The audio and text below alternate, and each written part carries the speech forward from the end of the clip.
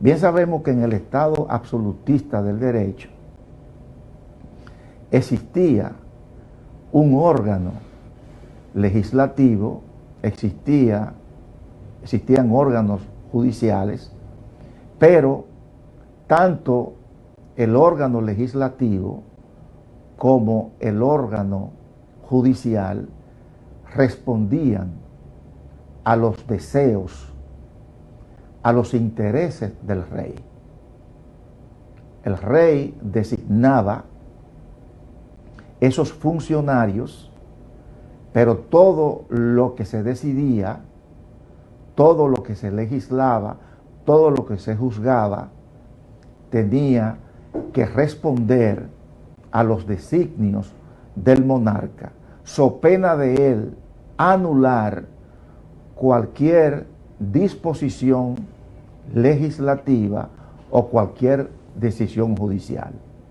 Pues vemos cómo este sistema personalista dio paso a partir de la Revolución Francesa al principio de legalidad.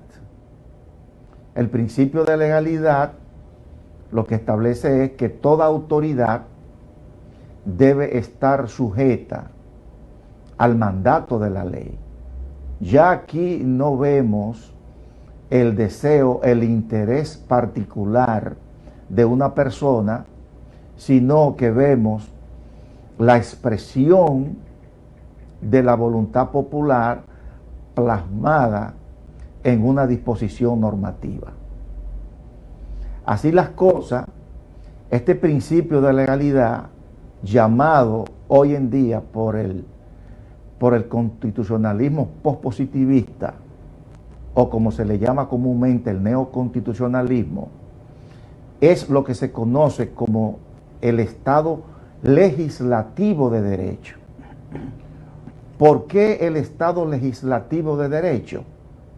Porque aunque con la Revolución Francesa se promulga en el 1791, se proclama, mejor dicho,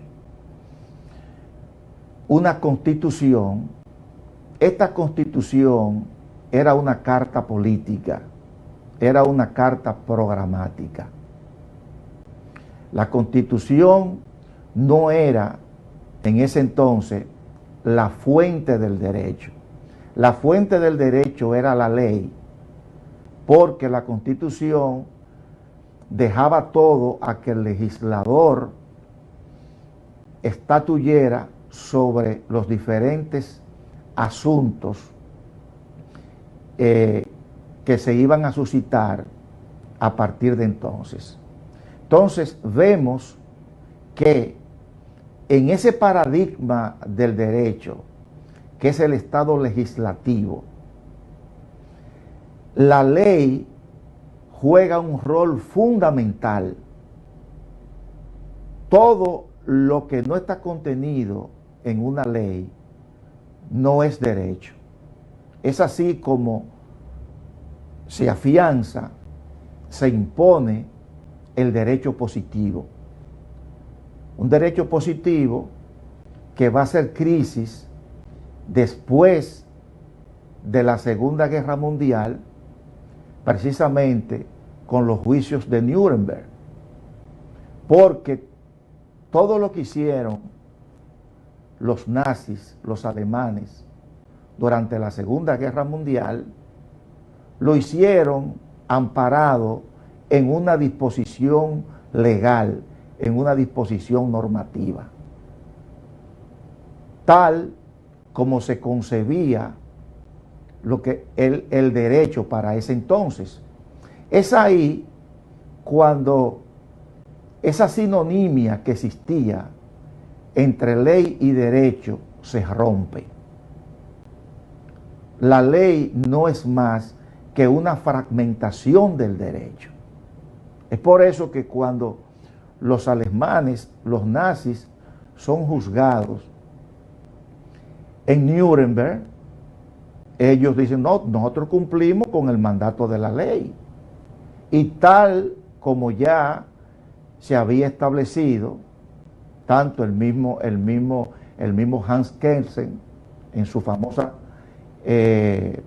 teoría pura del derecho, y luego ese gran jurisconsulto alemán, defensor del nazismo, Carl Schmitt, decían que el derecho era derecho por el simple hecho de que el órgano llamado a ordenar una sociedad emitiera una disposición normativa, independientemente de cualquier carga valorativa o axiológica. Entonces, es así como nosotros vemos que a los nazis en el juicio de Nuremberg se le condena. ¿Pero por qué se le condena? Por haber cumplido con la ley de ese momento, pero haber desobedecido, haber incumplido con el derecho. Y es precisamente que el derecho es más que la ley. Y vemos ya después de la Segunda Guerra Mundial que ese positivismo que nos fue impuesto a partir de la Revolución Francesa, donde el juez era la boca de la ley, donde la ley es dura, pero es la ley, donde no importaba si la ley era injusta o injusta, moral o inmoral, la ley había que cumplirla porque ese era el texto que el órgano llamado a promulgarla había establecido, y no se le daba al operador jurídico, en este caso particular al juez, ningún tipo de espacio para que pudiera argumentar en base a un ideal de justicia, de igualdad, etcétera.